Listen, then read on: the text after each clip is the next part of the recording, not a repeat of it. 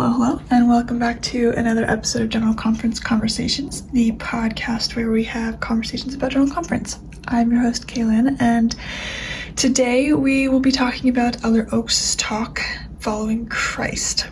And as I mentioned in the last couple episodes, because I started a bit late on this season, this conference, more than a bit late actually, I don't really have time to cover every single talk before April conference comes around. So I've chosen a handful, I think it's 12 to talk about.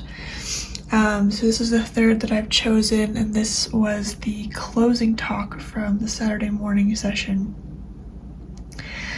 And as always, if you haven't already, I would very much encourage you to read this talk before you come and listen to me talk about it, so you can have your own thoughts, review your own notes, make your own connections before I add to that. I'm going to jump right in. As you can tell from the talk, title is all about following Christ. And I want to focus. He has this split up into 3 sections, and I want to focus on the third section. His first 2 sections are about commandments and the doctrine of Christ, and some commandments that have had kind of re-emphasis throughout the last days. And one of those is Christ's teachings on avoiding contention and being peacemakers. And so he starts off this section by, reminding us and informing us, if we didn't know already, that the world around us has become quite harsh and hurtful. And I don't mean that to say that it never has been, right? The people in general, and I'm sure throughout history, have been harsh and hurtful. And something about this time, something about the last few years has felt very divided and very opposed to each other, right? There's, especially in the United States, where of course President Oaks lives and has lived and has worked for a very long time. And as many of you know, that is my home country. I don't currently live there, but that is my citizenship and where I was born and raised. We have 2 parties. We have more than that, but we have 2 main parties that take up about 99% of everybody. And so it has felt even more opposed, that we're just getting farther and farther apart. Those 2 parties are usually on opposite ends of the spectrum as each other on a lot of different issues, but they seem to be just even more and more. And I think part of that is a perception thing. I won't get too far into this, but I think part of it is perception. I think social media and the internet has a lot to do with that. We see the most extreme or more extreme sides a lot easier on social media when it's posted on TikTok or Instagram, or talked about in newspapers and articles. Like the more extreme, or the more newsworthy, right, ends up in articles, ends up on Instagram. And so the smaller acts of bipartisanship aren't as newsworthy because they're not as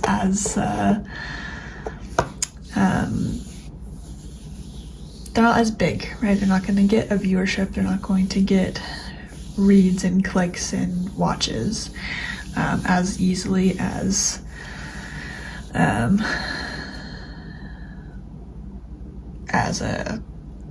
more I'm trying to think of the word I'm looking for, as a more like salacious isn't the right word because that's not what I'm looking for, but just more, right? Like it's a bigger story.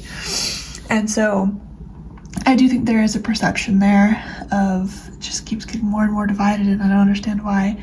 So I think part of it is that it is a perception thing, that it just feels like it's getting more.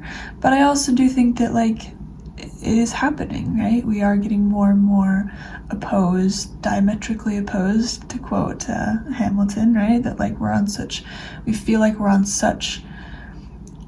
so far apart on the political spectrum from people that it's hard to even start a conversation with someone you know is on the other side because you're scared. You're scared. I'm scared. I get very nervous talking about politics, and especially with people who I know are on the other side of the political spectrum than me.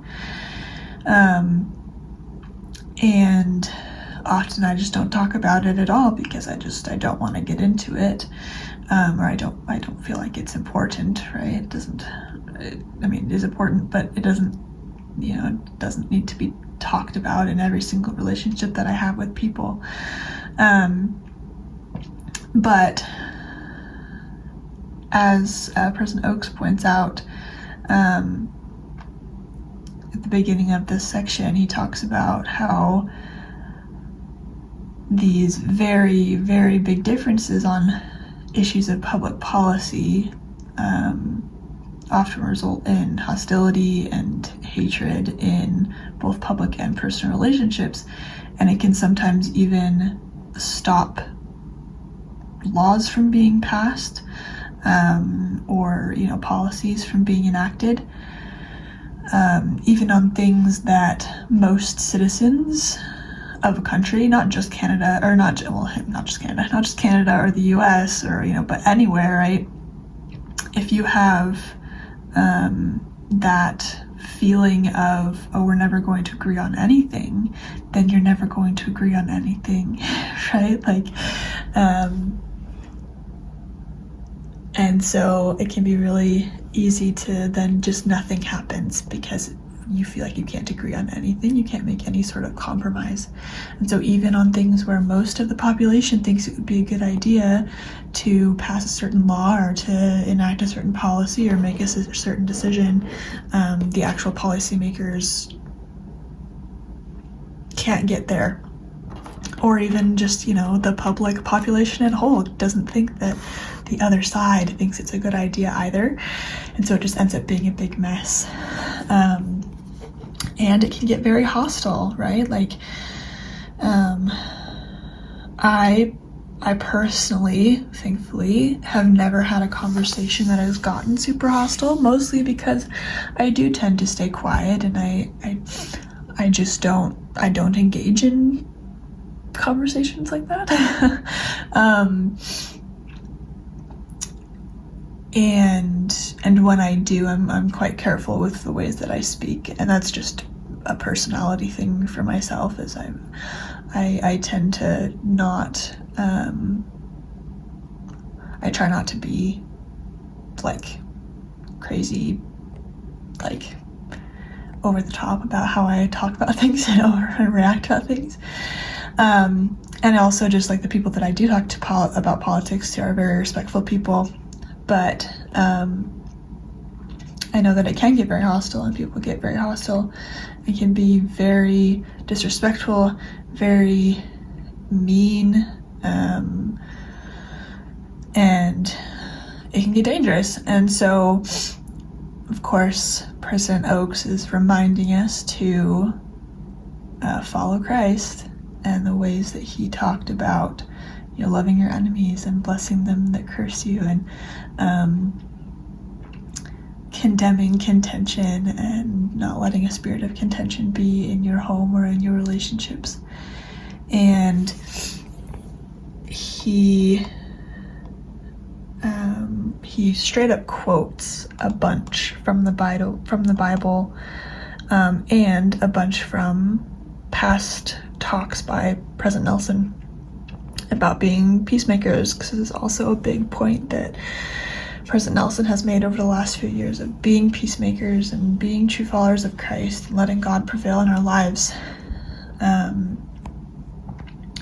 And really, loving those around us. And President Oaks starts this talk by talking about the 2 great commandments, loving God and loving our neighbor. And near the end, it's almost the very end of his talk, President Oaks kind of sums up this section that he has about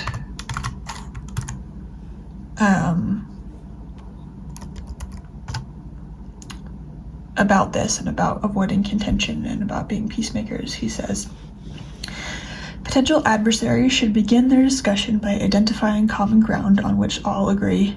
To follow our perfect role model and his prophet, we need to practice what is popularly known as the golden rule. All things whatsoever you would that men should do to you, do ye even so to them. For this is the law and the prophets. We need to love and do good to all. We need to avoid contention and be peacemakers in all our communications. This does not mean to compromise our principles and priorities, but to cease harshly attacking others for theirs. That is what our perfect role model did in his ministry. That is the example he set for us as he invited us to follow him. And I have a lot of thoughts about this that I'm going to try and be organized about, but I might jump all over the place. First of all, of course, he talks about avoiding contention and being peacemakers. And I obviously think those two go hand in hand. Something about contention that has always kind of bothered me is I think when we talk about contention, often we equate that to absolutely no conflict ever. And that's just not gonna happen, right? We disagree on things as people. Nobody has all the same opinions about everything, right? Like my best friend and I talk about this all the time. We experience things very similarly. We have a lot of the same opinions. We have a lot of the same thoughts on things, and have very similar upbringings and just things like that, but we are also very different people. There are so many things that, we are very, very different. Like we have very similar upbringings, but also very different upbringings. And so there are things that we disagree on. We joke about, we disagree on everything, and then we find something that we don't agree on or something that is different. And it just makes it that much more real, obviously, and I think it makes it even more special when we do find things that we do disagree on, or things that are different, because I learned from her, and I hope she learns from me, hopefully. I hope I'm doing my part, but I learned from her, and I learned from her experiences and her opinions and her thoughts, and it can be really powerful to find things that are different, and find people who are different than you, and learn about them, and learn about the world, and how they see the world, and how they have experienced the world. And so I think with contention, I think sometimes we take that to mean that we shouldn't have any conflict, or any disagreement, or any bad anything. And I've talked about this before. I'm very passionate about it, that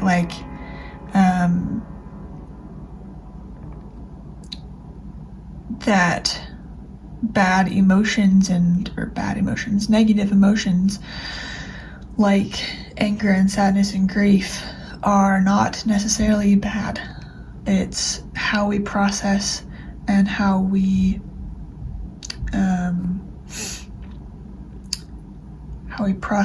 and what's the word I'm looking for?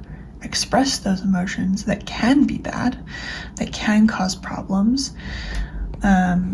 but the emotions themselves aren't always bad, right? They are normal and can be healthy, the way that like our bodies feel emotions, our brains feel emotions, whatever, you know, biology that goes into that. We feel those emotions for a reason, and so it's good to feel those and process them and express them in a healthy way. And so I don't think that conflict is always bad. Conflict can be good.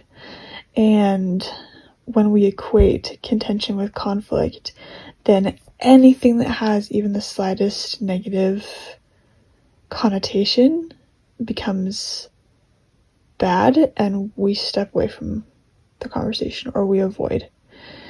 And that can be just as equally destructive, right? When we are not able to have any kind of discussion, any kind of healthy debate, and I say healthy because healthy, right? Like, it can be really, like I was just saying with my best friend, it can be really rewarding to have discussions and debates and conversations about things that we don't necessarily agree on or see eye to eye on, and it might just be things that we've never ever thought of before, right? Maybe you don't have an opinion on something at all, and just having a conversation about it, things that you know, things that you don't know, you're going to learn a lot, and you're going to see it from other people's point of view. And so I think that's really, really important. And of course, the other thing he talks about in this quote is, you know, we don't need to compromise our principles and priorities, but we do need to cease harshly attacking others for theirs. And I think that's so important and so big. Like, I know that's hard. That's really hard to do. Not the harshly attacking, right? But it's easy to get defensive, and it's easy to think that our ideas are the only right ideas. And honestly, that's why I included that. There's one sentence. There's like this main paragraph, and then there's a sentence right before that. That kind of felt not out of context, because it absolutely fits. There is just kind of one sentence by itself, right? Potential adversaries should begin their discussions by identifying common ground on which all agree. And then, of course, like in his thing, it talks about, you know, you don't need to compromise your principles and priorities. And it reminded me of when I was in college, and it was my freshman year English class, right? First semester English. And my professor was getting her master's, she had her master's. She was getting her PhD. And her PhD thesis was on rhetoric. And rhetoric it just means the art of communication. But she, of course, was deep in writing her thesis and researching and everything, and so it came up a lot in our classes. And she talked about, especially when we were doing persuasive essays and any sort of research essay, right, is rhetoric isn't just about what you say, it's a conversation. And so when you're researching, you're listening to everybody else, right? You're listening to everybody else's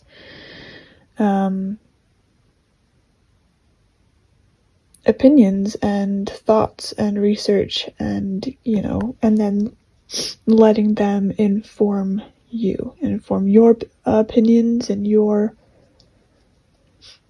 stance on things, and then, of course, then being able to communicate that in a way that people understand you. And so that was a big theme of that semester I took with her, and I really loved that. Like, I really loved, and it made me think about writing in a very different way. I love writing. I'm a writer. I actually loved writing papers in high school and college, and thinking about it that way, thinking about it as a conversation rather than just, I am presenting you with this information, here you go. Because obviously I'm not writing letters back and forth, right? I am just writing a paper and I'm turning it in for my teacher to read.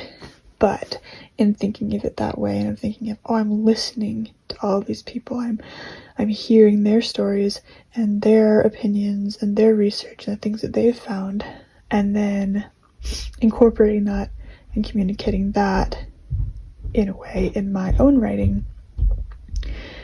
That felt really big for me, as a newly graduated high schooler, and I've thought about that a lot in the years since then of, that is communication. That is the art of communication, is listening to others and speaking. It's both.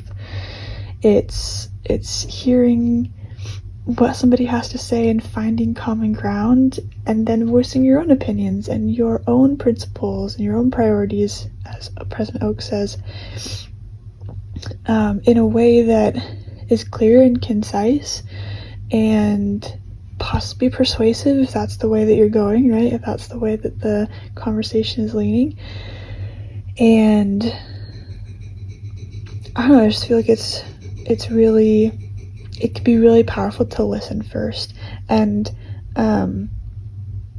I think that's sometimes also, like I was talking about with social media earlier, sometimes why it feels so opposed and why you feel like you're so far on the opposite side of the spectrum as somebody is, they're writing a 2200 character Instagram caption about their stance on politics or on a specific social issue, or even just on like a movie that they liked or didn't like that they saw over the weekend, right? And that's all you get. That's all the context that you have. And you can comment and ask a question, or you can DM them or whatever, right? But like, unless you go that extra step and ask clarifying questions or offer your own opinion or ask for a discussion, like to have a conversation about something, that's where that ends. You just get that little snapshot of their opinion, and it could be 100% true and 100% exactly what they think, or it could just be something that they had to simplify down into 3 paragraphs, right, to fit into an Instagram caption or to fit into a 90-second TikTok video, right? And so I feel like social media has both helped and hindered that art of communication that we have, right? You can communicate and you can connect with so many different people and so many different kinds of people from all over the world, but unless you also, you still have to take that step, an extra step, to comment or to DM or to put your own opinions out there into the world, and that can be terrifying and something that you don't want to do on social media, right? But I think just in conversations, it doesn't have to be in social media, but just asking questions and listening can be really powerful. And I think, to kind of wrap up my thoughts on this as much as I can, his last sentence there, right? Or 2 sentences, that is what our perfect role model did in his ministry. That is the example he set for us as he invited us to follow him. Jesus asked questions.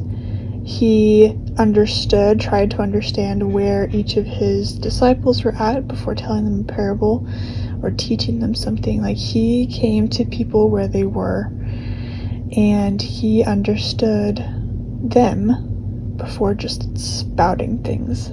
Of course he preached, of course he told stories, of course he taught, but he did so very deliberately, and and very very conscious of those around him and what they believed and what their principles and priorities were. And so I think we can avoid contention. We can't always avoid conflict. We can be peacemakers. It's not always going to feel peaceful. It's not always going to feel quiet and like everybody agrees, right? We're not all going to agree with each other. But having a lively debate, having a healthy debate and a healthy discussion and conversation about things. Take like my husband and I for example. I won't like air all of our dirty laundry obviously, but there have been times we get in conversations with each other and it is contentious. Like we come at it wrong. We both do. I'm not perfect. And so the way that I get defensive, or I take offensive things, and but we've also had other conversations where we don't agree on a specific issue, but we both see the other side and we learn from it, and we have really interesting and amazing conversations about things, and it makes me think about things in ways that I never would have before. And so I really liked this section of President Oakes's talk about reminding us to, as followers of Christ specifically, to be those peacemakers and to follow his example specifically in our relationships with other people, and specifically in relation to political things when the political climate seems so heavy, especially now. I think these words are even more poignant than they were 5 months ago. So that is all I've got for you guys today. I don't really have a question, more an invitation, as President Oakes gives us so wonderfully, an invitation to avoid contention and be peacemakers in all of our communications, and to follow Christ's role model in that, and his example. So thank you so much for listening and or watching. I greatly appreciate it, even though I'm all over the place this conference. It's just it's wild, and I feel wild and all over the place and unorganized, but I'm grateful you're here still. So you can find me over on Facebook and Instagram for episode updates, and of course here, wherever you're finding me here, whether on podcast or on YouTube. And I will talk to y'all next time.